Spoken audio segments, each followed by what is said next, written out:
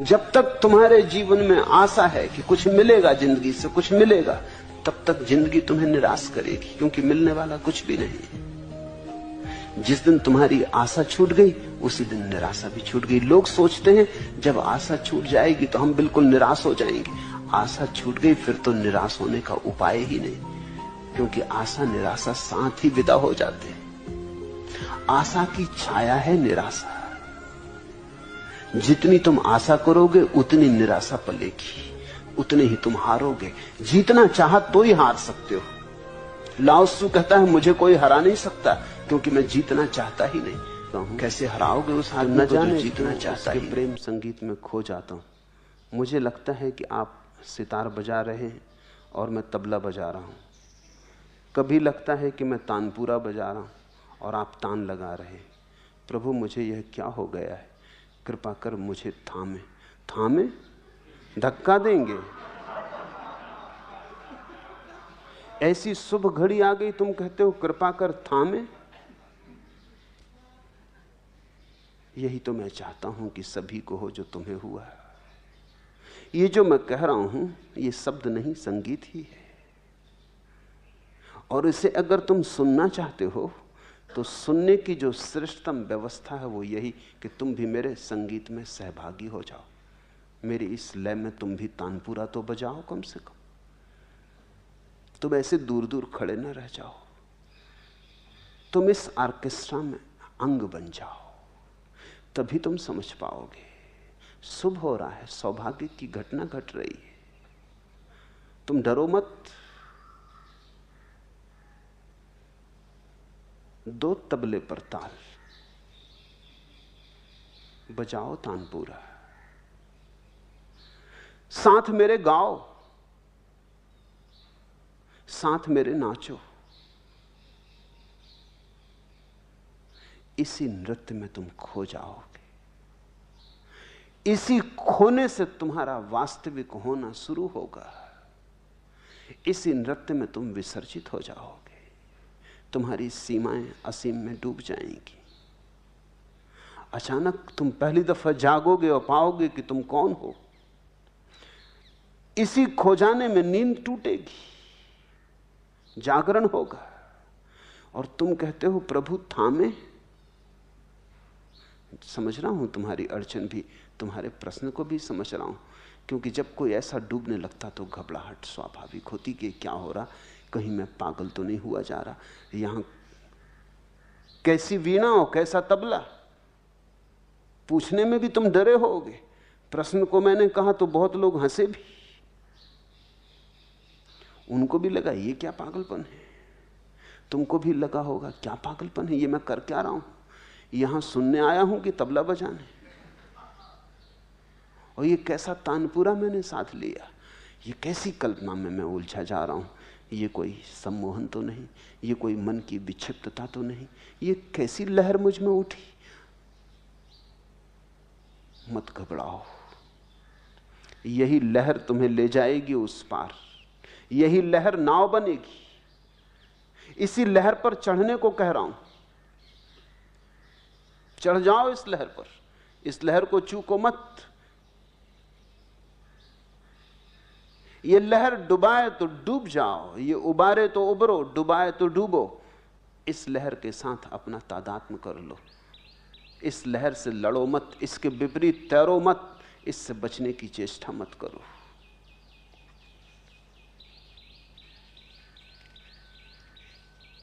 तब बुला जाता मुझे उस पार जो, दूर के संगीत सा वह कौन है जो तुम्हें बुला रहा है। वो अभी दूर का संगीत है। तुम उसके साथ अगर तानपूरा बजाने लगे वो करीब आने लगेगा। तब बुला जाता मुझे उस पार जो, दूर के संगीत सा वह कौन है। अभी दूर है संगीत, सहभागी बनो। एक तो सुनने का ढंग होता है कि सुन रहे हैं तटस्थ भाव से, जिससे कुछ लेना देना नहीं। सुन रहे हैं एक निष्क्रिय अवस्था में, मुर्दे की तरह। कान है तो सुन रहे हैं। एक तो निष्क्रिय सुनना है, और एक सक्रिय सुनना है, प्रफुल्लित, आनंदमग्न, नाचते हुए, सहयोग करते हुए। जैसे मैं नहीं बोल रहा हूं, तुम ही बोल रहे हो। जैसे तुम्हारा ही भविष्य बोल रहा है, जैसे तुम्हारे ही भीतर छिपी हुई संभावना बोल रही है। मैं तुम्हारी ही गुनगुनाहट हूं। जो गीत तुम अभी गाए नहीं और गाना है, उसी की तरफ थोड़े से पाठ तुम्हें दे रहा हूं। अभी जो तुम्हें लगेगा तानपूरा है, बजाते बजाते वही तुम्हारी वीणा हो जाएगी। अभी तुम मेरे साथ बजाओगे, धीरे धीरे तुम पाओगे तुम और मैं का फासला तो समाप्त हो गया। न तो मैं हूं न तुम हूं, परमात्मा बजा रहा है।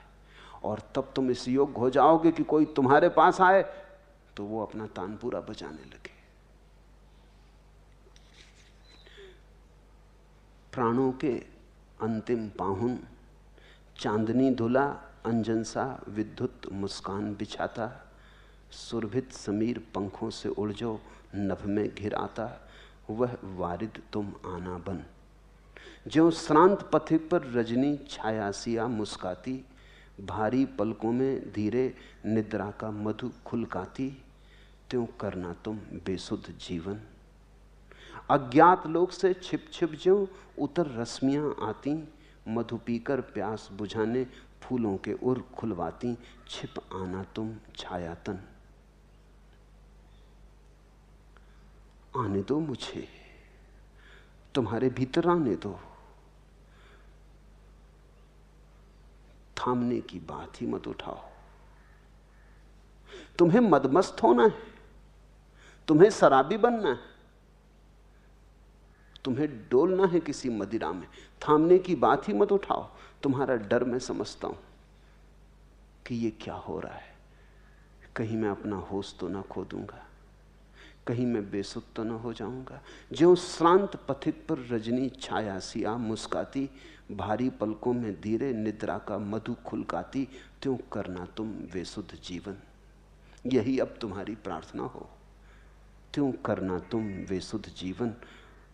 तुम मुझसे कहो कि जल्दी करो, तुम मुझसे कहो कि अब ऐसा भय मुझे ना रहे कि मैं कुछ थाम के रुक जाऊं। तुम मुझसे कहो कि अब मुझे डुबाओ, मुझे बेसुध करो, क्योंकि तुमने जिसे अब तक शुद्ध समझी है वो तो बेसुधी थी। तुमने जिसे अब तक होश समझा है वो तो बेहोशी थी। और तुम जिसे अब तक जागरण समझते थे वो सपनों से ज्यादा नहीं था, वो बड़ी गहन अंधेरी रात और नींद थी। अब ये जो बेसुधी मैं तुम्हें देना चाहता हूं, जो बेहोशी तुम्हें पिलाना चाहता हूं, ये होश का आगमन है। ये तुम्हें बेहोशी लगती है क्योंकि तुम जिसे अब तक होश समझे थे उससे विपरीत है। ये मदिरा ऐसी है जो होश लाती। अज्ञात लोक से छिप छिप ज्यों उतर रश्मियां आती, मधु पीकर प्यास बुझाने फूलों के उर खुलवाती, छिप आना तुम छायातन। तुम मुझे आने दो। तुमने जो कहा है थामे, उसका अर्थ हुआ कि तुम भयभीत हो गए हो। उसका अर्थ हुआ अगर मैं तुम्हारे द्वार पर दस्तक दूंगा तो तुम द्वार ना खोलोगे। उसका अर्थ हुआ कि तुम मुझे पास देख के द्वार बंद कर लोगे। उसका अर्थ होगा कि तुम पागलपन से घबरा रहे हो। लेकिन ध्यान रखना, धर्म एक अनूठा पागलपन है। ऐसा पागलपन जो बुद्धिमानों की बुद्धियों से बहुत ज्यादा बुद्धिमान है। ऐसा पागलपन जो साधारण बुद्धि से बहुत पार और अतीत है। ऐसा पागलपन जो परमात्मा के निकट ले जाता है। दुनिया में दो तरह के लोग पागल हो जाते हैं, एक तो वे जो बुद्धि से नीचे गिर जाते और एक वे जो बुद्धि के पार निकल जाते। इसलिए आश्चर्य की बात नहीं है कि मनस्विद संतों को पागलों के साथ ही गिनते हैं, दोनों को एबनॉर्मल। मनोविज्ञान की किताबों में तुम संतों के लिए और पागलों के लिए अलग अलग विभाजन ना पाओगे। उनके हिसाब से दो ही तरह के आदमी हैं, नॉर्मल, एबनॉर्मल, साधारण और रुग्ण। साधारण तुम हो, रुग्ण दो तरह के लोग हैं, फिर वो किसी ढंग के हों, चाहे धार्मिक रुग्ण हो, चाहे अधार्मिक हो, चाहे नास्तिक, चाहे आस्तिक, लेकिन एबनॉर्मल है। अभी भी जीसस पे किताबें लिखी जाती पश्चिम में जिनमें दावा किया जाता है कि जीसस पागल थे, न्यूरोटिक थे। अभी हिंदुस्तान में मनोविज्ञान का उतना प्रभाव नहीं है, इसलिए बुद्ध और महावीर, अष्टावक्र अभी बचे। लेकिन ज्यादा दिन ये बात चलेगी नहीं, जल्दी ही हिंदुस्तान के मनोवैज्ञानिक भी हिम्मत जुटा लेंगे। अभी उनकी इतनी हिम्मत भी नहीं है, लेकिन जल्दी हिम्मत जुटा लेंगे। जो जीसस के खिलाफ लिखा जा रहा है वो किसी न किसी दिन महावीर के खिलाफ लिखा जाएगा। और तुम पक्का समझो कि जीसस को पागल सिद्ध करने के लिए उतने प्रमाण नहीं है जिससे ज्यादा प्रमाण महावीर को पागल सिद्ध करने के लिए मिल जाएंगे। तुमने देखा महावीर नग्न खड़े, कम से कम जीसस कपड़े तो पहने, अभी तो पागलपन है। तुमने देखा महावीर अपने बालों को लौंच के उखाड़ते। पागलों का एक खास समूह होता है जो अपने बाल नोच के उखाड़ता है। तुमने पागलों को देखा होगा, तुमने कभी खुद भी देखा होगा, जब तुम पे कभी पागलपन चढ़ता है तो तुम कहते हो बाल नोच लेने का मन होता है। कहावत है कि बाल नोच लेने का मन होता है। स्त्रियों को गुस्सा आ जाता तो बाल नोच लेती किसी पागलपन के क्षण में। बहुत पागल हैं पागल खानों में जो अपना बाल नोच लेते। महावीर अपने बाल नोच लेते थे। केस लुंज। तुम्हारे पास एक गाली है नंगा लुच्चा, वो सबसे पहले महावीर को दी गई थी क्योंकि वो नंगे थे और बाल नोचते थे। नंगा लुच्चा।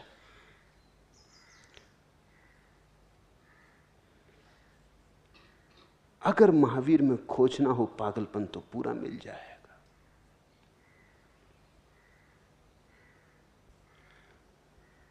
लेकिन मनोवैज्ञानिक अभी कुछ भी नहीं जानते। जो उनका विभाजन है अज्ञान में। यह भी हो सकता है कि एक आदमी शराब के नशे में चल रहा हो, रास्ते पर डमाडोल डगमगाता है, और कोई किसी के प्रेम में मदमस्त होकर चल रहा हो, और कोई किसी प्रार्थना में डोल रहा हो। तीनों राह पर डमाडोल चल रहे हो, पैर जगह पे ना पड़ते हो, समाये ना समाते हो, भीतर की खुशी ऐसी बही जा रही हो। पीछे से तुम तीनों को देखो तो तीनों लगेंगे कि शराबी है, क्योंकि जैसा शराबी डमाडोल हो रहा है वैसी ही मीरा भी डमाडोल हो रही है, वैसे ही चैतन्य भी डमाडोल हो रहे हैं। जैसे शराबी गीत गुनगुना रहा है वैसी मीरा भी गीत गुनगुना रही है। पीछे से तुम देखोगे तो तुम्हें दोनों एक जैसे लगेंगे, लेकिन कहां मीरा और कहां शराबी, कहां चैतन्य और कहां शराबी। शराबी ने बुद्धि गंवा दी शराब पी के, मीरा ने भी बुद्धि गंवा दी। मीरा कहती सब लोक लाज खोई, कोई और बड़ी शराब पी ली। अंगूरों से बनती है जो शराब, वही तो शराब नहीं, एक और भी शराब है जो प्रभु प्रेम से बनती, वो पी ली, वो भी मदमस्त है। लेकिन मीरा रुग्ण नहीं है। अगर मीरा रुग्ण है तो फिर तुम्हारे स्वास्थ्य की परिभाषाएं गलत हैं, क्योंकि मीरा जैसी मस्त है और आनंदित है। स्वास्थ्य का तो लक्षण ही मस्ती और आनंद होना चाहिए। साधारण जिसको मनोवैज्ञानिक कहते हैं नॉर्मल, वो तो बड़ा अशांत, बेचैन, परेशान, दुखी दिखाई पड़ता है। ये कोई स्वास्थ्य की परिभाषा हुई? ये चिंताग्रस्त लोग, दुखी लोग, परेशान लोग, जिनके जीवन में कभी कोई फूल नहीं खिला, कोई सरगम नहीं फूटा, कोई रसधार नहीं बही, ये स्वस्थ लोग हैं? अगर यही स्वस्थ लोग हैं तो समझदार लोग तो मीरा का पागलपन चुनेंगे। वो चुनने योग्य है। पागलपन सही, नाम से क्या फर्क पड़ता है? गुलाब को तुम क्या नाम देते हो उससे क्या फर्क पड़ता? गुलाब तो गुलाब है, गुलाब तो गुलाब ही रहेगा। तुम गेंदा कहो, इससे क्या फर्क पड़ता है? तुम महावीर को पागल कहो, इससे क्या फर्क पड़ता है? या परमहंस कहो, इससे क्या फर्क पड़ता है? महावीर महावीर है, ये तुम ख्याल में लेना। घबरा मत जाना। मेरे पास अगर तुम हो तो निश्चित ही किसी शराब के पिलाने का आयोजन चल रहा। यह मधुशाला है। इसे मंदिर कहने से बेहतर मधुशाली कहना उचित है। यहां मैं चाहता हूं कि तुम डोलो, नाचो। यहां तुम किसी गहरी मस्ती में उतरो, नया आयाम खुले।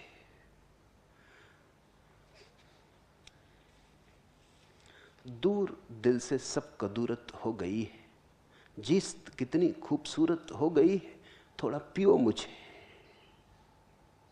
दूर दिल से सब कदूरत हो गई, सब चिंता, फिक्र, बेचैनी, अशांति सब दूर हो जाएगी। जीत कितनी खूबसूरत हो गई है और जिंदगी बड़ी खूबसूरत हो जाएगी। एक एक फूल में हजार हजार फूल खिलते दिखाई पड़ेंगे। इस कदर सती है, इस कदर सती ही है दुनिया की मसरत, दिल को फिर गम की जरूरत हो गई है। और जब तुम जिंदगी के असली आनंद को जानोगे तो तुम चकित हो जाओगे। तुम पाओगे इस दुनिया के सुख से तो परमात्मा को, परमात्मा के विरह में, परमात्मा के विछोह में पैदा होने वाला दुख बेहतर है। इस दुनिया के सुखों से तो परमात्मा के विछोह में रोना बेहतर है। इस दुनिया की मुस्कुराहटों से तो परमात्मा के लिए बहे आंसू बेहतर है। इस कदर सती है दुनिया की मसरत, दिल को फिर गम की जरूरत हो गई है। यूं बसी है मुझ में तेरी याद साजन, मेरे मन मंदिर की मूरत हो गई है। तेरी याद ने दिल को चमका दिया, तेरे प्यार से ये सभा सज गई। जबां पर न आया कोई और नाम, तेरा नाम ही रात दिन भज गई। मेरे दिल में सहनाई सी बज गई। इस सहनाई को बजने दो, इस एक तारे को बजने दो, इस तानपूरे को बजने दो। उठने दो तबले पर धुन, नाचो, गाओ, गुनगुनाओ। मेरी दृष्टि में धर्म वही है जो नाचता हुआ है, और दुनिया को एक नाचते हुए परमात्मा की जरूरत है। उदास परमात्मा काम नहीं आया। उदास परमात्मा सच्चा सिद्ध नहीं हुआ, क्योंकि आदमी वैसे ही उदास था और उदास परमात्मा को लेकर बैठ गया। उदास परमात्मा तो लगता है उदास आदमी की ईजाद है, असली परमात्मा नहीं। नाचता हंसता परमात्मा चाहिए। और जो धर्म हंसी ना दे, और जो धर्म खुशी ना दे, और जो धर्म तुम्हारे जीवन को मुस्कुराहटों से न भर दे, उत्सव से न भर दे, उत्साह से न भर दे, वो धर्म धर्म नहीं है, आत्महत्या है। उससे राजी मत होना। वो धर्म बूढ़ों का धर्म है या मुर्दों का धर्म है, जिनके जीवन की धारा बह गई है और सब सूख गया है। धर्म तो जवान चाहिए, धर्म तो युवा चाहिए, धर्म तो छोटे बच्चों जैसा फुलकता, फुदकता, नाचता,